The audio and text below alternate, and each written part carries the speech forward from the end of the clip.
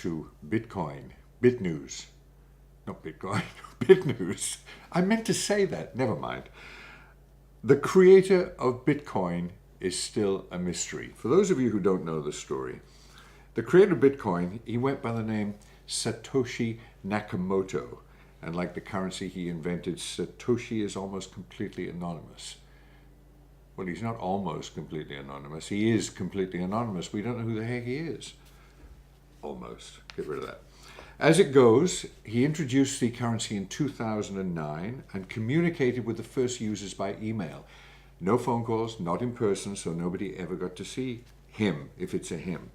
Some people think it's a consortium of about 4 different companies like Mitsubishi and Toshiba and a couple more. Could be, we don't know. Anyway, even after the spectacular rise of Bitcoin, he continued to remain anonymous. And then in 2011, he disappeared completely. 3 years later, Newsweek ran a story claiming to have found him.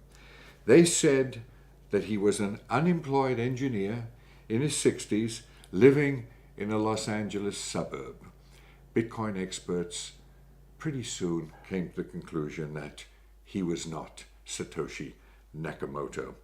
And then another theory is that he was actually a reclusive American man of Hungarian descent named Nick Szabo. Nick Szabo is one of the pioneers of Bitcoin, but he denies, and it's obvious he's not Satoshi. Then in May 2016, an Australian entrepreneur named Craig Stephen Wright. Why does that name sound familiar? Oh, Stephen Wright. He's a comedian, right? This is not him.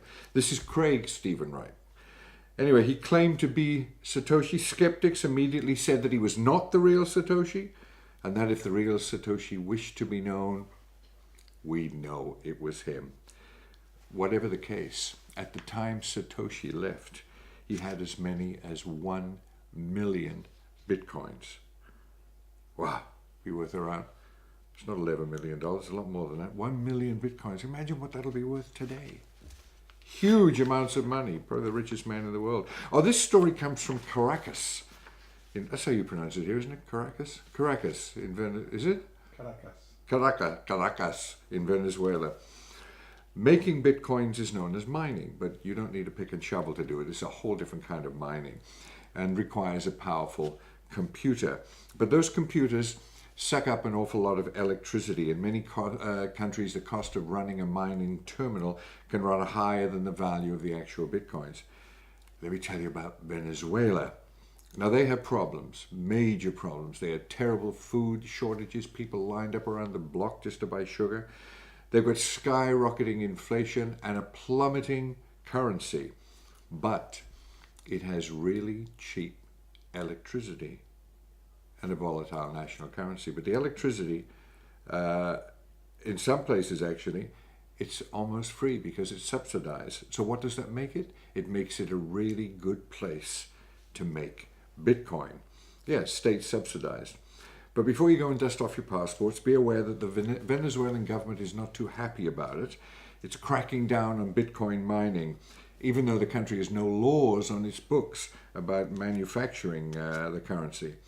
In November, Venezuela's secret police raided the house of 2 brothers in Caracas and found more than 90 mining terminals. The agents demanded $1,000 in bribes for each machine. So the brothers said they paid the bribes to stay in business. That's $90,000.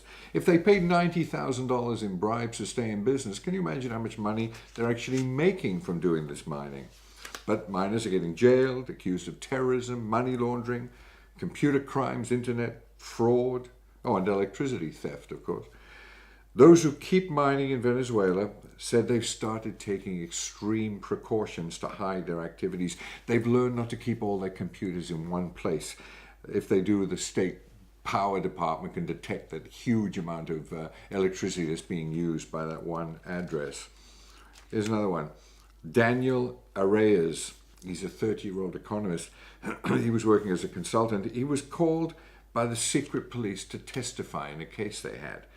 So he rolled into this secret police officers in Valencia, and his statement is, "To my surprise, I never returned home." They kept him. Poor guy. He was charged with making illegal transactions, spent 8 months in jail before he was released in October, and he's still awaiting a pre-trial hearing. So the crackdown, though, has not stopped Venezuelans from using the currency. The continued decline of the Venezuelan bolivar, well, it's fueled a great demand for using bitcoins. In fact, the number of Bitcoin users in the country rose from 450 in 2014 to 85,000 last year. 450 to 85,000. That's a big difference. ATMs. The majority of people buy and sell Bitcoins through an exchange. However, depending on where you live, there is another way. A Bitcoin ATM is not a ATM in the true sense of the word, because it doesn't connect to a bank. It's connected directly to the internet. They look like traditional ATMs, but Bitcoin kiosks connect the user directly. They allow a person to exchange Bitcoins and cash. Most of the transactions are people buying Bitcoin, about 90% of them, but depending on the ATM, you can also exchange your Bitcoin for cash, but as I said, only in about 10% of cases. Normally what happens is you insert your cash in exchange for a paper receipt, which might worry some people, but it identifies your unique wallet key. The unique wallet key, as you probably know, it's similar to a bank account number, but it's a unique digital combination of letters and numbers, which can be anything from 26 to 35 digits long. There are 1,069 Bitcoin ATMs in 55 countries around the world. But you may only want to use a Bitcoin ATM if you have to, because they charge very high transaction fees, as high as 7%, and exchange rates can be $50 over the rates that you can get anywhere else. So don't use them unless you really, really want to use them. There is a website to find the nearest one to you. It's called coinatmradar.com. coinatmradar.com. It's a really nice website. It gives you a big map that shows you where all the ATMs are. It also, on the site, you can learn how to use an ATM, how to start an ATM business, how to promote your ATM business if you have one. And you'll also learn how to send cash-to-cash payments to relatives or friends in other countries. But, you know, if you're using Bitcoin, you probably already know that. But ATMs, very interesting, particularly if you want to start an ATM business. There it is, coinatmradar.com. If you want to know more about these or any other facts and figures and stories, just go to bitnews.us and you will learn how to buy Bitcoin, whether it's at an ATM or whether it's through an exchange. You'll also learn how to make money from Bitcoin, where to invest, how to invest, and the best place to get a return. So that's it for today. We will see you next time. Thank you.